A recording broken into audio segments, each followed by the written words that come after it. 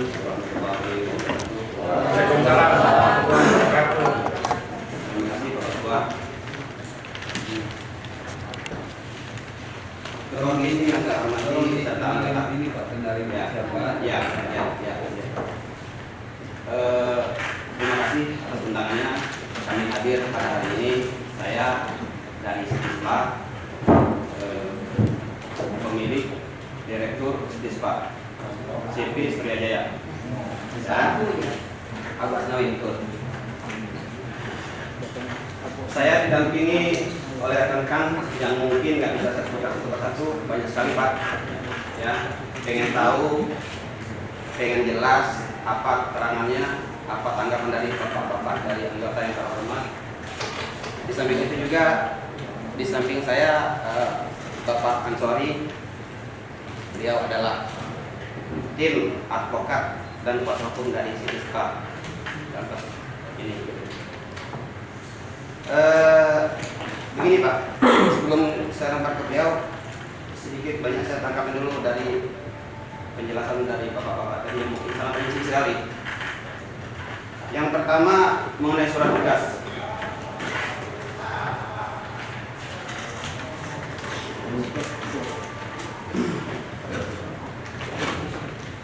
Surat tugas ini dari tanggal 10 itu nggak ada, selembar pun nggak ada dilihatkan kepada kami. Surat tugas tersebut. Surat tugas. Mereka kujuk-kujuk datang, kujuk-kujuk minta room 207 Pak. Kujuk-kujuk datang dan itu sangat agak sedikit memaksa. Nah, untuk lebih jelasnya mungkin ada di sana ada kronologisnya. Di CCTV sesuai dengan CCTV kejadian tanggal 9 sampai tanggal 10 sampai penutupan semua ada kronologisnya. Cuman kenapa saya tanggapi karena tadi ada secara lisan disampaikan demikian Pak. Ya. Satu itu surat tugas itu nggak ada sama sekali. Baik dikopikan ataupun diperlihatkan, nggak ada. Satu. Kedua, informasi dari masyarakat. Ini bisa-bisanya Pak. Informasi dari masyarakat. Buktinya apa Pak? Dari masyarakat yang mana yang lapor? Tertulis, lisan, lewat telepon, ataukah surat kaleng, telepon gelap? Kita nggak ngerti. Saya terima kasih hari ini diundang, saya bisa ungkapkan Pak. Di koran boleh Bapak baca, nggak ada statement kami menyangkal berita dari Bapak sekalian. Nggak ada, satu pun nggak ada. Itu yang kedua. Saya ingin jelas masyarakat yang mana yang lapor. Ketiga, mengenai penyelidikan. Memang kronologis tanggal 9 itu memang datang. Ada orang datang dengan terapis yang sama, dengan yang sama tanggal 10 itu. Terapisnya sama, beda room, beda kursi roda, beda jam itu saja. Saya nggak tahu siapa yang datang itu, saya nggak ngerti Pak. Yang jelas tahu-tahu sudah belakang ini beliau mengakui itu anggota saya di PO tadi. Saya nggak tahu, mulanya kita nggak tahu sama sekali Pak. Anggota dari? Beliau tadi mengatakan anggota saya, nggak tahu anggota apa Pak. Anggota Satpol PP, apa anggota apa? Anggota saya, beliau katakan tadi.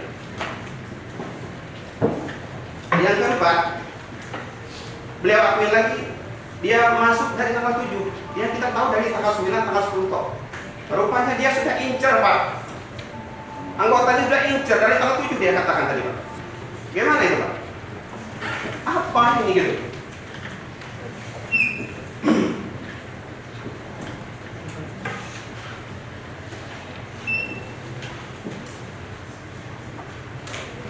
Terus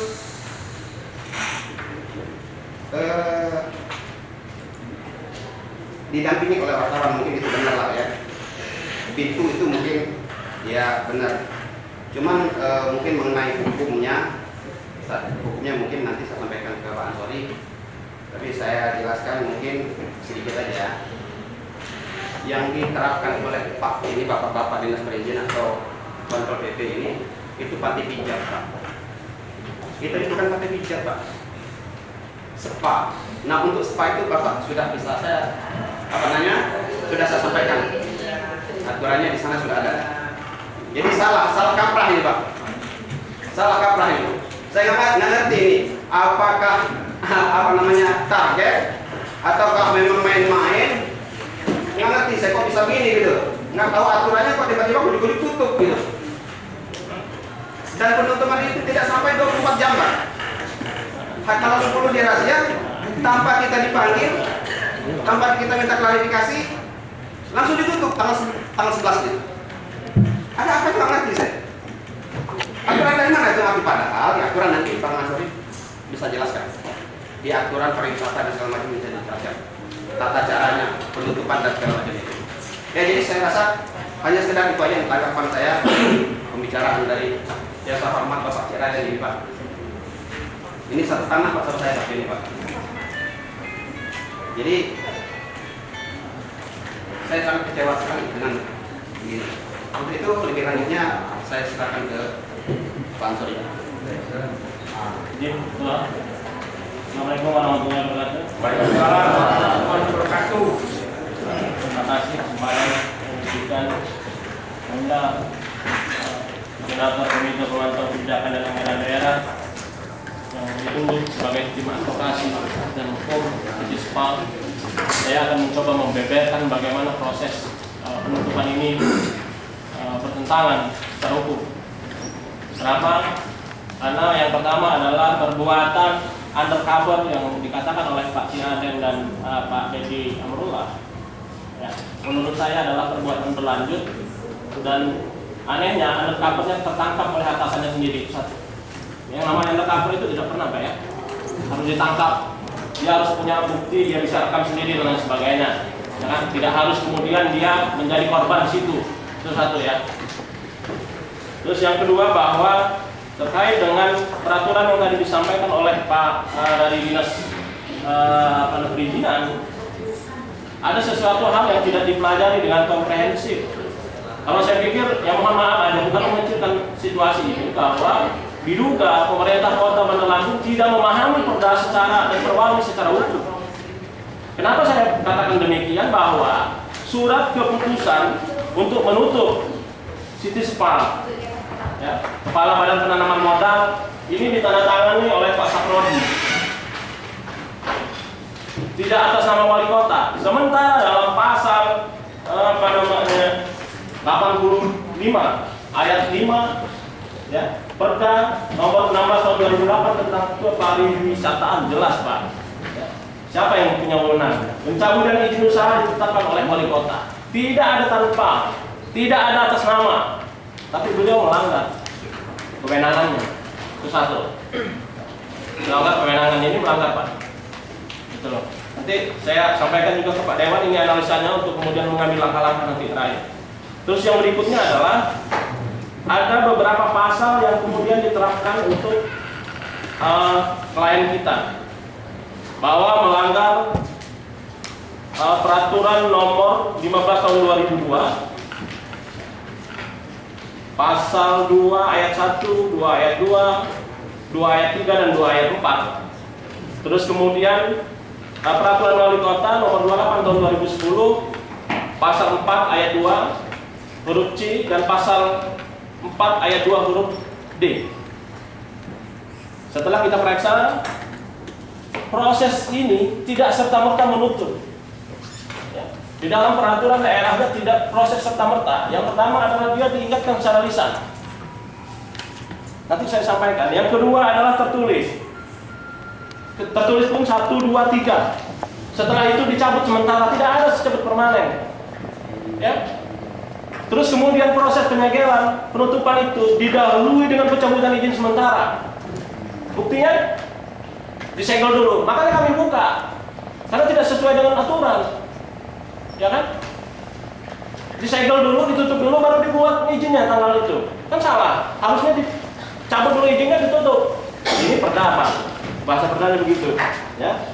Bahwa keputusan Kepala Penanaman Modal dan Perizinan Kota Bandar Lampung nomor 503/401.3.27/9/2015 tentang pencabutan izin, ya, tanggal 17 September 2015 ditandatangani oleh Pak Saprodi selaku Kepala BPMP, cacat dan batal demi hukum. Kenapa? Karena bertentangan dengan pasal 85 ayat 5 tadi. Satu. Yang kedua bahwa pemberian administratif, pencabutan izin City Spa tidak melalui prosedur. Tadi yang saya berikan, lisan tertulis 1, 2, 3, kemudian dicabut sementara, dan ini bertentangan dengan pasal 85 ayat 1, 2, 3, dan 4, dan ayat 5 Perda nomor 16 tahun 2008 tentang pariwisata, dan pasal 6 ayat 1 dan 2 Peraturan Wali Kota pada Lampung nomor 28 tahun 2010 tentang pedoman umum usaha pariwisata. Yang keempat, bahwa City Spa tidak bisa disamakan dengan panti pijat, Pak. Bapak menggunakan pasal 4 huruf C dan D Peraturan Wali Kota tidak dapat dibenarkan secara hukum. Kenapa? Karena penelitian spa terapi air, wajar dia punya kunci, wajar dia kemudian tertutup, ya, atau punya kamar mandi. Kalau panti pijat memang tidak boleh. Harus diketahui dulu ini spa ini panti pijat, ini City Spa ini panti pijat atau kemudian spa atau kemudian apa? Ya, jangan salah, ini penggunaan pasal yang salah loh Pak ya. Nah yang kelima, bahwa di dalam berita acara penutupan City Spa, pelanggaran yang dituduhkan diantaranya pasal 2 ayat 1, 2 ayat 2, 2 ayat 2, dan pasal 6 ayat 1 Perda Kota nomor 15 tahun 2002. Pengenaan dalam pasal perda ini salah sasaran, karena sebelum pasal ini dikenakan harus terlebih dahulu melalui putusan pengadilan 6 ayat 2, ya kan? Karena di sini ada sanksi pidananya Pak di pasal ini, di ini ada sanksi pidana, ada perbuatan berlanjut. Nah, jika seorang melakukan lagi pelanggaran yang sama dengan pelanggaran pertama sebelum lewat jangka waktu 1 tahun sejak tanggal putusan pengadilan, apa yang dilakukan oleh Pak Ciraden dan kawan-kawan terhadap pelaku ini? Tidak ada Pak. Diambil begitu saja, bukan diserahkan ke aparat penegak hukum. Harusnya kan diserahkan kepada aparat penegak hukum untuk diproses, untuk dibuktikan kebenarannya, baru ditutup. Iyalah. Ya kan? Dan ini kami juga sampaikan kepada kepolisian daerah Lampung yang hari ini telah menetapkan tersangka untuk membackup, gitu loh. Karena apa? Ini perbuatan di luar kewenangan, termasuk Pak Saprodi menandatangani ini tanpa atas nama wali kota dan ataupun wali kota langsung. Ini perdana gitu bicaranya. Nanti akan saya sampaikan kepada Dewan. Dan maksud saya Pak, tolonglah kita sama-sama jangan ada muatan apapun. Saya Pak sudah sampai ke saya. Berapa ansor itu dibayar sama Cina itu? Nyesek dada saya. Saya mempertaruhkan ilmu pengetahuan saya di sini. Bukan bicara bayar membayar, karena saya anggap City Spa ini kalau salah saya jobrokin sendiri. Ya kan? Nggak usah bapak-bapak. Tapi maksud saya, kami juga pun tidak pernah open terhadap persoalan ini. Saya ingin mengharap ini Pak Ciraden itu baik dengan saya. Ya. Tapi secara prosedural ini ke depan lah. Ya, cukup Pak. Cukup. Yang kemarin cukup. Ini ada kekeliruan dan bukan hanya di kota Pak. Di daerah-daerah lain juga sama ya. Yang namanya Tentara Nasional Indonesia atau polisi aktif tidak boleh menduduki jabatan sipil. Karena bertentangan dengan peraturan pemerintah Pak. Tapi bukan hanya Pak Ciraden di kota ini. Semua, hampir semua pemerintah kabupaten, kota itu. Kenapa? Ini melanggar peraturan pemerintah nomor 21 tahun 2002. Perubahan atas peraturan pemerintah nomor 5 tahun 2001 dan nomor 4 tahun 2002. Gitu. Jabatan apa saja yang kemudian bisa diduduki oleh TNI dan lain sebagainya. Kami maklumi lah. Oke lah Pak Ciraden, karena Pak Ciraden diminta oleh pemerintah daerah, ini adalah tugas, nggak masalah. Tapi ke depan Pak Dewan janganlah. Itu loh. Ya, jangan sampai ada itu. Iya. Gitu loh. Jadi itu ya. Jadi itu yang dapat saya sampaikan. Ini nanti juga akan saya sampaikan bagaimana untuk Dewan untuk mengambil rekomendasinya. Intinya begitu. Artinya selaku pembina penegak perda segala macam, saya mohonlah agar senantiasa pihak perizinan, pihak Pol PP atau siapapun PPNS ya, untuk senantiasa kemudian mempelajari terlebih dahulu proses prosedurnya. Jadi seolah-olah dengan menuntut paksa secara paksa City Spa ini seolah-olah ada sesuatu kegentingan yang memang sudah terus-terusan. Gitu loh. Jadi sudah di luar akal sehat dan lain sebagainya, pokoknya harus tutup. Itu. Jadi itu Pak yang dapat saya sampaikan. Saya mohon maaf bila apa yang saya sampaikan ini salah, tapi yakinlah bahwa ke depan ini harus lebih baik, Pak. Mungkin itu dari saya. Terima kasih. Wassalamualaikum warahmatullahi wabarakatuh. Waalaikumsalam warahmatullahi wabarakatuh. Izin, ya, baiklah, terima kasih. Mungkin ada tambahan lagi? Ya, silakan Pak. Ya. Baik, apa saja yang digosokki? Kebetulan saya kuasa hukum dalam proses persidangan. Jadi begini, jika tadi dinyatakan bahwa Siti Sepak sudah melanggar ketentuan pasal tentang prostitusi dan telah dilakukan penyegelan, menurut hemat saya ini menjadi aneh dan lucu. Jika itu dijadikan persoalan bahwa segel itu tidak boleh dibuka dan merasa dirinya tersinggung, martabatnya jatuh karena segel itu, padahal aturannya jelas di dalam Perda tentang pasal 3 di Perda nomor 15 tahun 2002 telah diatur apa yang dimaksud dengan penutupan. Bukan berarti kalau tempat usaha ditutup orang lain tidak boleh masuk, bukan itu maksudnya. Ini jelas tertera. Ini yang celakanya pada saat segel dilakukan pemasangan segel itu di semua tempat parkir, tempat satpam, tempat mesin, ruangan, bahkan sauna, resepsionis. Kita mau naik ke tempat peralatan yang pada saat itu masih hidup pun itu tidak bisa. Pertanyaannya, kalau pada saat itu terjadi suatu kebakaran dan sebagainya, siapa yang bertanggung jawab? Pemda. Ini persoalannya. Kenapa? Sesuai dengan saya bacakan pasal 3, penanggung jawab tempat-tempat yang telah ditutup sebagaimana dimaksud dalam ayat 1. Pasal ini dilarang menerima tamu di tempatnya dengan maksud melakukan perbuatan yang dimaksud pada pasal 2 ayat 1.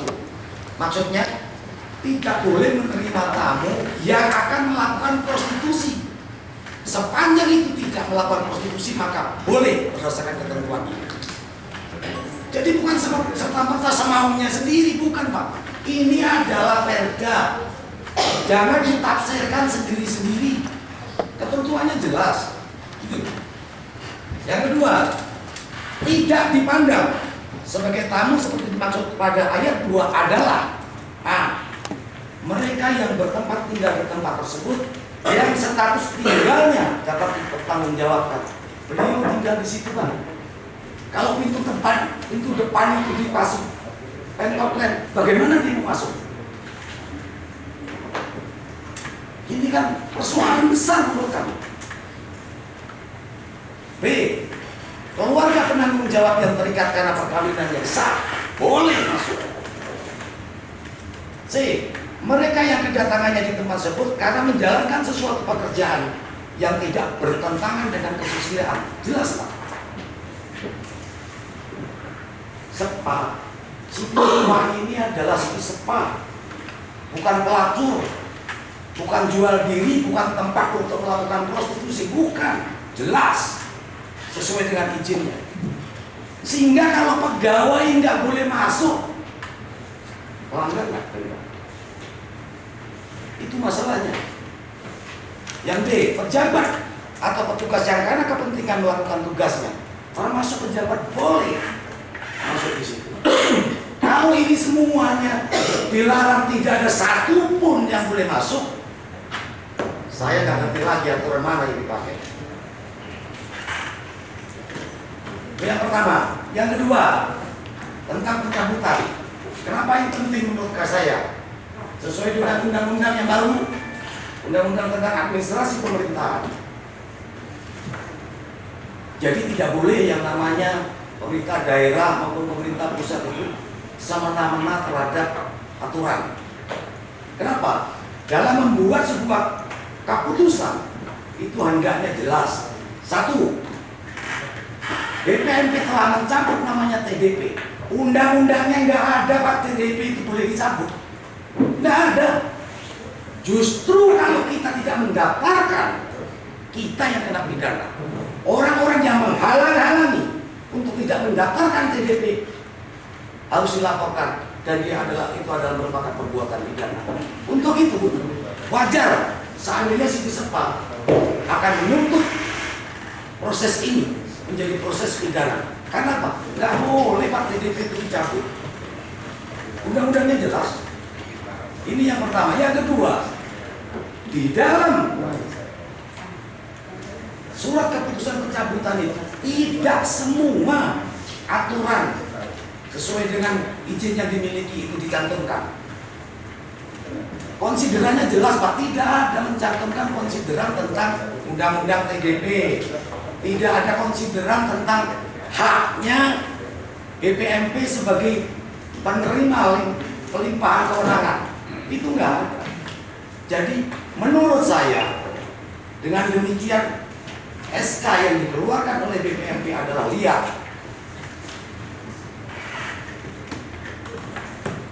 Kurasa itu sementara